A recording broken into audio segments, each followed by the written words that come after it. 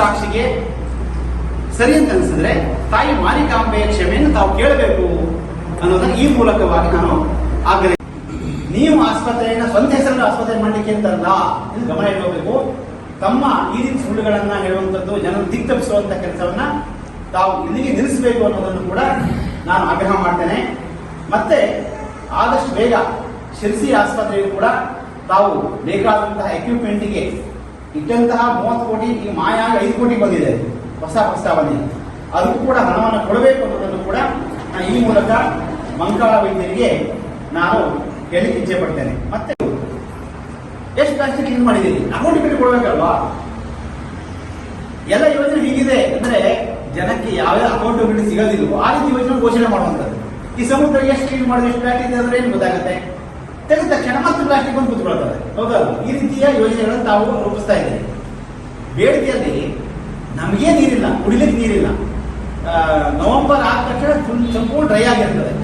ಆ ಹೊಳೆಯನ್ನು ತೆಗೆಸಿ ನೀವು ಆ ಕಡೆ ತಿನ್ನಿಸ್ತೀರಿ ಅಂತ ಹೇಳ್ತೀರಿ. ಮೊದಲು ಬಿಜೆಪಿ ಸರ್ಕಾರದಲ್ಲಿ ಇದ್ರ ಬಗ್ಗೆ ಎಲ್ಲೂ ಚರ್ಚೆನೇ ಆಗಿಲ್ಲ. ಎಲ್ಲೂ ಕೂಡ ಬಿಜೆಪಿ ಸರ್ಕಾರದಲ್ಲಿ ಆ ಬಜೆಟ್ ಘೋಷಣೆ ಆಗಿರ್ಬೋದು, ಘೋಷಣೆ ಆಗಿದ ನಂತರದಲ್ಲಿ ಅದು ಚರ್ಚೆಗೆ ಬಂದಿಲ್ಲ, ಎಲ್ಲೂ ಮುಂದುವರೆದಿಲ್ಲ. ನಿದರ್ಶನಗಳಿದೆ. ಇತ್ತೀಚೆಗೆ ಸಾಹೇಬರು ನಮ್ಮ ಬೇಡ್ತಿ ವರದಾ ಲಿಂಕ್ ಪ್ರಾಜೆಕ್ಟ್ ಸಲುವಾಗಿ ವಿರೋಧ ಕಾರ್ಯಕ್ರಮ ಬಂದಿದ್ರು. ಅಲ್ಲೂ ಹಾಗೇನೆ ಪರಮ ಪೂಜ್ಯ ಸ್ವಾಮಿಗಳಿದ್ದಂತಹ ವೇದಿಕೆಯಲ್ಲಿ ರಾಜಕೀಯವನ್ನು ಮಾತಾಡ್ತಾರೆ. ಕಾಗೇರಿಯವರ ಹಿಂದೆ ಸ್ಪೀಕರ್ ಆಗಿದ್ದಾಗ ಈ ಯೋಜನೆ ಮಾಡಿದ್ರು ಅಂತ ಹೇಳ್ತಾರೆ. ಅಲ್ಲೇ ಪಕ್ಕದಲ್ಲಿ ಅವರು ಆ ಸ್ನೇಹಿತರಾದಂತಹ ಹೆಬ್ಬಾರ್ ಅವರು ಕೂತಿದ್ದಾರೆ, ಅವರು ಕೂಡ ಆ ಸಂದರ್ಭ ಮಿನಿಸ್ಟರ್ ಆಗಿದ್ರು. ಅವ್ರ ವಿಷಯ ಹೇಳೋದೇ ಇಲ್ಲ, ಕೇವಲ ರಾಜಕೀಯವನ್ನು ಮಾತನಾಡುವಂಥದ್ದು. ಅವರದ್ದು 90 ನಮ್ದು 10 ಈ ರೀತಿಯ ಏನೇನು ಹೇಳುವಂಥದ್ದು. ಆಮೇಲೆ ಸ್ವಾಮಿಗಳ ಮುಂದ್ಗಡೆ ಅವರು ಹೇಳ್ತಾರೆ, ಮಾತು ಕೊಡ್ತಾರೆ ಜನಕ್ಕೆ, ನಾವು ಹರ ಮುನಿದರು ಗುರು ಕಾಯುವನಯ್ಯ, ಗುರು ಮುನಿದರೆ ಯಾರು ಕಾಯುವರಯ್ಯ ಅನ್ನುವಂಥ ಉಕ್ತಿಯನ್ನು ಹೇಳಿ ಈಗ ಸ್ವಾಮಿಗಳು ಆದೇಶ ಮಾಡಿದ್ದಾರೆ. ನಾವು ನಮ್ಮ ನಾಯಕರಿಗೆ ಕನ್ವಿನ್ಸ್ ಮಾಡ್ತೇವೆ. ಶರಾವತಿ ಸ್ಟೋರೇಜ್ ಇರ್ಬೋದು, ಮತ್ತೆ ಈ ಬೇಡ್ತಿ ವರದಾ ಲಿಂಕ್ ಪ್ರಾಜೆಕ್ಟ್ ಇರ್ಬೋದು, ಅದೆಲ್ಲ ಬೇಡ ಅಂತ ಕನ್ವಿನ್ಸ್ ಮಾಡ್ತೇವೆ ಅಂತ ಹೇಳಿ ಹೋದಂತಹ ಮಂಕಾಳ ವೈದ್ಯರು ನೆಕ್ಸ್ಟ್ ಡೇ ಸಿರ್ಸಿ ಬಂದ್ಬಿಟ್ಟು ಡಬಲ್ ಗೇಮ್. ಇದು ಸೆಂಟ್ರಲ್ ಗವರ್ಮೆಂಟ್ ಪ್ರಾಜೆಕ್ಟು, ಅವ್ರದ್ದು 90 ನಮ್ದು 10. ಈಗಲೇ ಹೇಳಿದ್ರೆ ಕಾಗೇರಿ ಹೇಳಿದ್ರೆ 10 ನಿಮಿಷಕ್ಕೆ ಸ್ಟಾಪ್ ಆಗುತ್ತೆ. ಇದು ಲೂಸ್ ಟಾಕ್ಸ್ ಮಾತಾಡೋದು.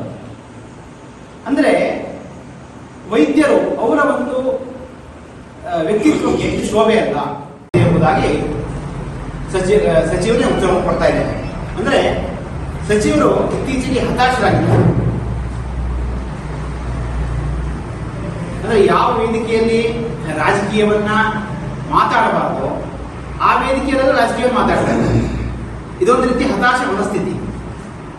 ಬಹುಶಃ ನನಗೆ ಅನ್ನಿಸ್ತಾ ಇದೆ, ಈ ಮಂಕಿಯ ಇಲೆಕ್ಷನ್ ಅನ್ನ ಸೋತ ಮೇಲೆ ನಮ್ಮ ಸಚಿವರು ಬಹಳ ಹತಾಶರಾಗಿಬಿಟ್ಟಿದ್ದಾರೆ. ಅದಕ್ಕೆ ಜಾತ್ರೆ ಮೀಟಿಂಗ್ ಅಲ್ಲೆಲ್ಲ ಬರೋದು, ಎಲ್ಲಿ ರಾಜಕೀಯವನ್ನು ಮಾತನಾಡಬಾರ್ದಲ್ಲ ರಾಜಕೀಯವನ್ನು ಮಾತನಾಡೋದು, ಬಿಜೆಪಿ ಅವರನ್ನ ಬೈಯುವಂತ ಕೆಲಸ ಮಾಡ್ತಾ ಇದ್ದಾರೆ.